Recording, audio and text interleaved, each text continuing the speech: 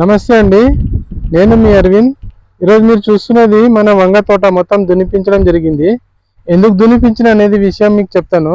ఎందుకంటే మేము ఆర్గానిక్లా pest control చేయడానికి చాలా ట్రై చేసినాము, కానీ కాలేదు మాతోటి. వంగల ముందే పెస్ట్ ఎక్కువ అంట, ఆ విషయం నాకు తెలియదు. ఆ ఉద్దేశంతో ఆర్గానిక్లో కంట్రోల్ చేద్దామనే ఉద్దేశంతో ధైర్యంతో పాజిటివ్ మైండ్ తోటి మనము ఈ వంగ పెట్టడం జరిగింది. అయితే ఇందులో మనం ఆర్గానిక్లా పెస్ట్ కంట్రోల్ కాలేదు.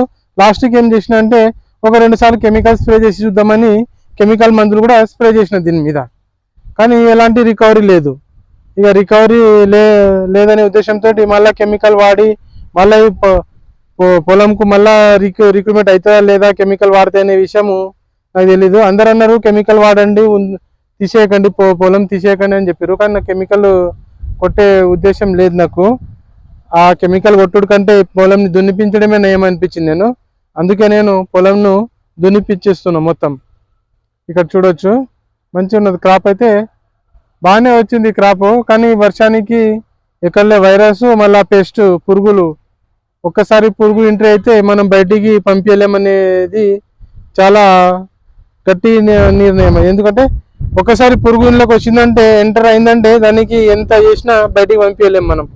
అది నేను కూడా ఈసారి ప్రత్యేకంగా చూడడం జరిగింది. అంటే నాకు అనుభవం వచ్చింది అనమాట.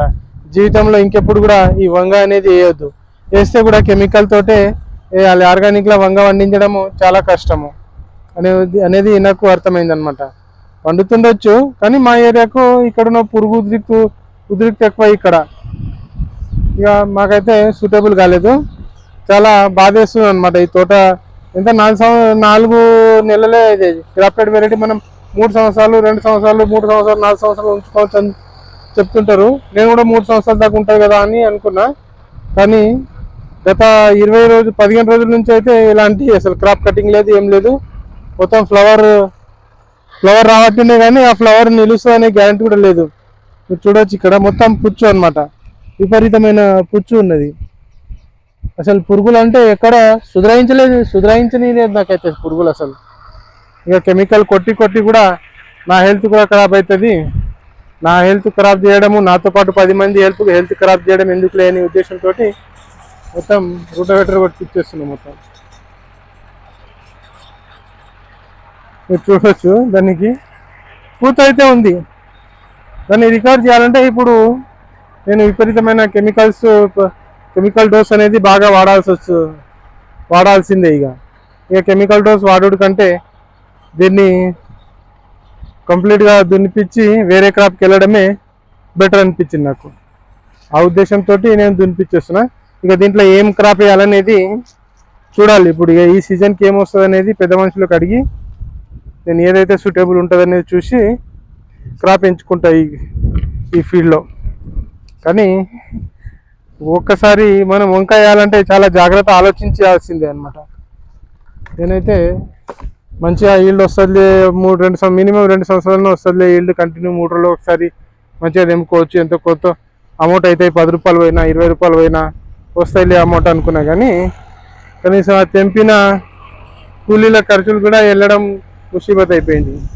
గత నెల నుంచి పురుగు మందు నా మీద పట్టిండే, రేట్లు లేవు ఒకటి.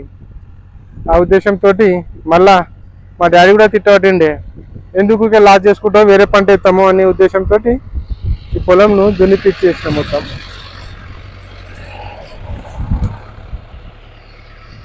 మేము ఏ పంట ఇస్తామనేది మీరు మా నెక్స్ట్ వీడియో గురించి వేచి చూడాలన్నమాట. ఇందులో ఏది వేయాలనేది కూడా మాకు ఇంకా కన్ఫర్మ్ తెలుస్తలేదు. మిర్చి అన్నా లేకుంటే వేరేది ఏమన్నా వేయాలా అదేంటి ఎటు అర్థం అయితే లేదు. లాస్ట్ ఇక 2-3 రోజులు ఆడినాక ఇక బెడ్ కొప్పించి ఏ పంట వేస్తా అనేది మీకు అప్లోడ్ చేస్తుంటాను అనమాట. మా వీడియో చూసినందుకు చాలా థ్యాంక్ యూ అండి. మా అనుభవము ఇట్లనే షేర్ చేసుకుంటూ ఉంటాం. మీకు ఏమైనా నచ్చితే మా ఛానల్ని లైక్ చేయండి, సబ్స్క్రైబ్ చేసుకోండి, లేకుంటే అవసరం లేదండి. Thank you.